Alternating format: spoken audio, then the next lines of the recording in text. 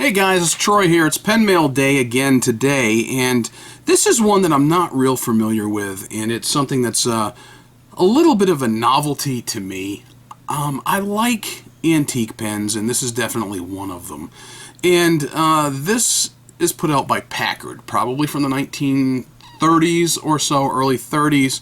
And I gotta be honest, a combination pen-pencil set like this has never really appealed to me. I haven't bought any until I saw this one, and on a whim I just said, why not? You know, it was like 35 bucks. I just went ahead and got it. It was from a seller that I've purchased from before, and the individual said that they had replaced the sack in it at least, but I can tell it's definitely not restored because it's kind of beat up.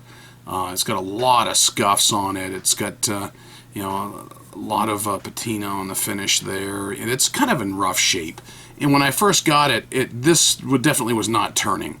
The pencil parts, I haven't put any lead in it yet, but this wouldn't move, so I finally got it to move a little bit, took it apart, played with it just enough to at least get the mechanism so it'll turn, so if I did decide to put lead in it and give it a shot, then it might work.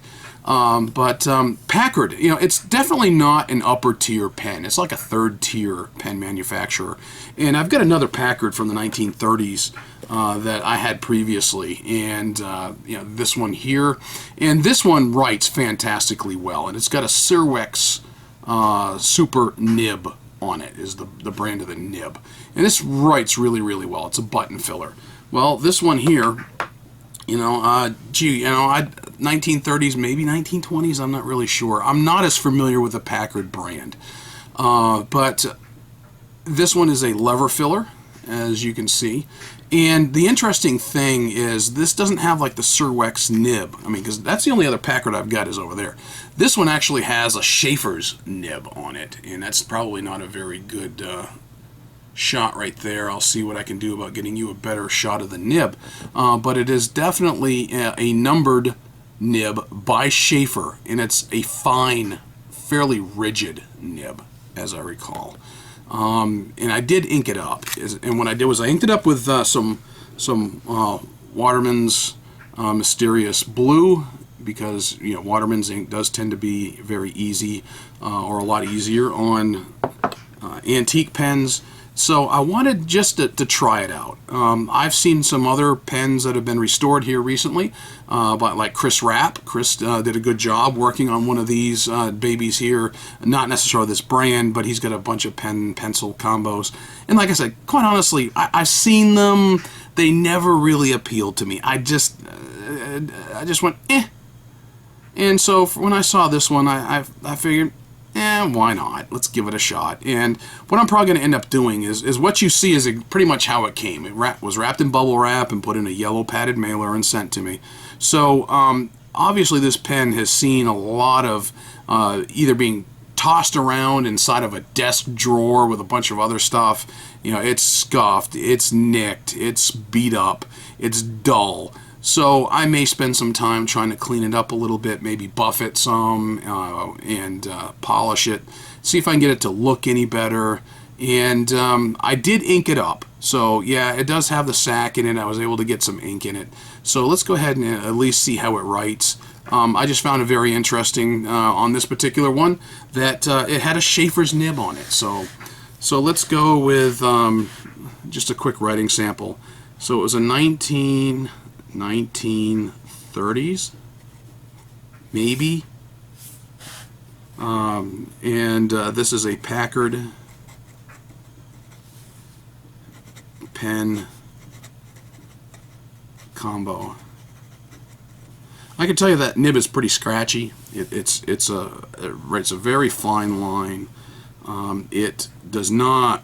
It's very rigid, so it doesn't give you any real differential. You really can't get anything out of it other than a nice fine line. But you know, it is what it is. You know, it's got that duotone Schaefer's nib. So let's go with, and then I said Waterman Mysterious Blue.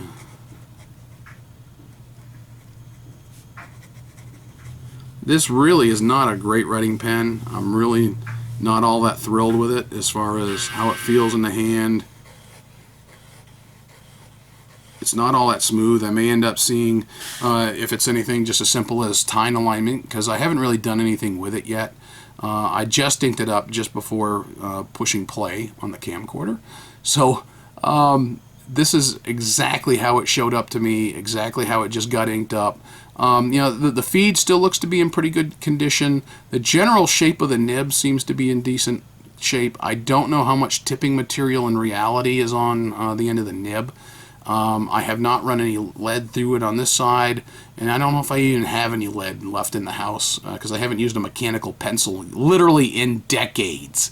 I know that my son probably has had some for school, so I don't know if he's got some compatible lead that would go into it. But like I said, it's in rough shape.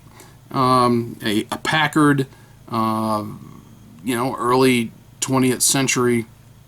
And it was just kind of something that interested me only because I'd never had one before. They'd never really interested me previous, so I figured, what the heck, I'll give it a shot to experiment with it. And like I said, it's beat up, it's rough, but I got it for about 35 bucks, so I figured, what the heck, I had the extra money laying around to do it, and why not? So there it is. That's my latest pen mail.